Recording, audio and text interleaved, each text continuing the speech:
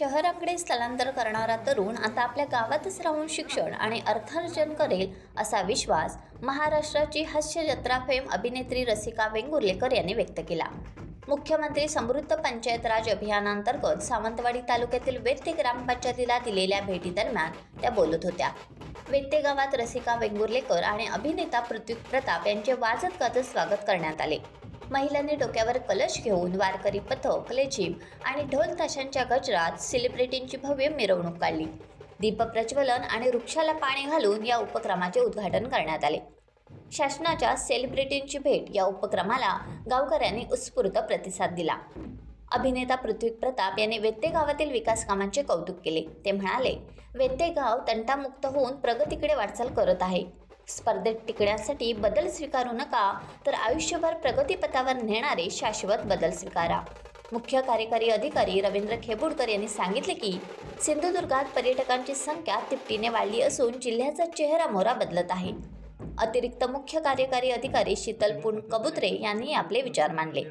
गटविकास अधिकारी वासुदेव नाईक यांनी प्रास्ताविकात वेत्ते गाव जिल्ह्यासाठी रोड मॉडेल ठरेल असा विश्वास व्यक्त केला.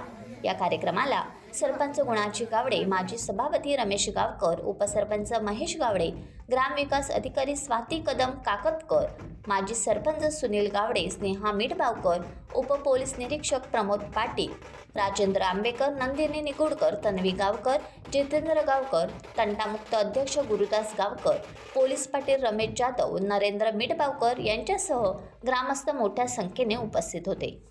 तरीच म्हटलंय सिंधुदुर्गात आवाज एवढं छोटो कसो कसे असा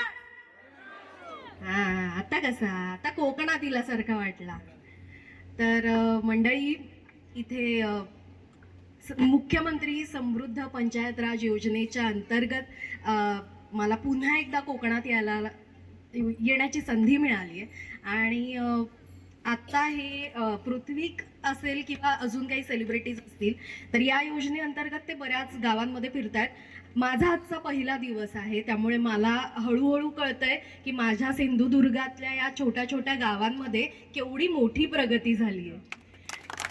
आणि खरंच खूप मनापासून अभिमान वाटतोय, कारण एक काळ असा होता जेव्हा मी शाळेमध्ये असताना मे महिन्याच्या सुट्टीत आईबाबांबरोबर नेहमी गावी यायचे. कुडाळजवळ माझं आजोळ आहे, कणकवलीजवळ माझं स्वतःचं घर आहे. पण अगेन मे महिन्यामध्ये सुट्टीपुरतंच येणं व्हायचं. पण आत्ता खरंच इतकं छान वाटतंय की आता गाव राहिलंय, पण ते इतकं समृद्ध झालंय, इतकं त्याच्यामध्ये ज्या महत्त्वाच्या गोष्टी ज्या पूर्वी नव्हत्या त्या यायला लागल्यात. हळूहळू गावातली माणसं सुधारतायत, प्रगल्भ होत आहेत. आणि हे एक कोकणातली मुलगी म्हणून माझ्यासाठी खरंच खूप अभिमानाची गोष्ट आहे. आपल्या सगळ्यांसाठी त्यानिमित्ताने टाळ्या वाजवा. आणि अजून एक महत्त्वाची गोष्ट की मध्यंतरी असं झालं होतं की कोकणातली युवा मंडळी सगळी शहराकडे जात होती आणि गावं ओस पडत होती. असं झालंय बऱ्याचदा.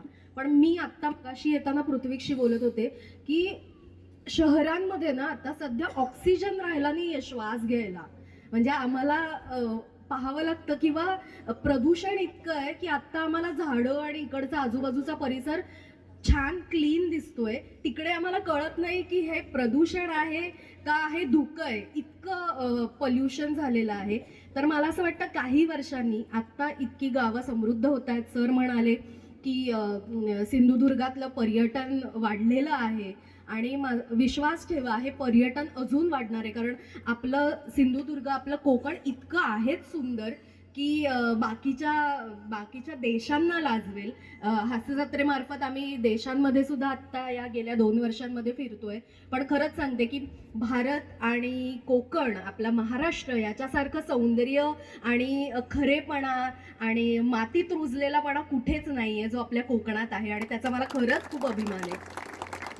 त्यामुळे मला असं वाटतं, मगाशी जे मी म्हटलं की तरुण मंडळी जी जात होती शहराकडे, तर माझ्यावर विश्वास ठेवा ही मंडळी पुन्हा इथे येतील किंवा इथली मंडळी आत्ता जाणार नाहीत. कारण आता आजूबाजूला इतका छान विकास होतोय, माणसं प्रगत होत आहेत, गावं शहरं अद्यावत होत आहेत की आता शहराची गरज नाहीये.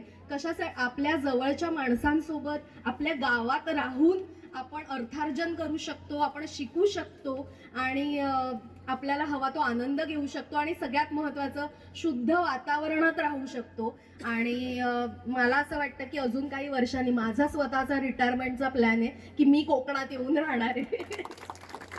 त्यामुळे असंच तुम्ही सगळ्यांनी एकत्र राहून छान काम करा आणि आम्हाला सगळ्यांना इन्स्पायर करा. आम्ही येतोच आहोत कोकणात.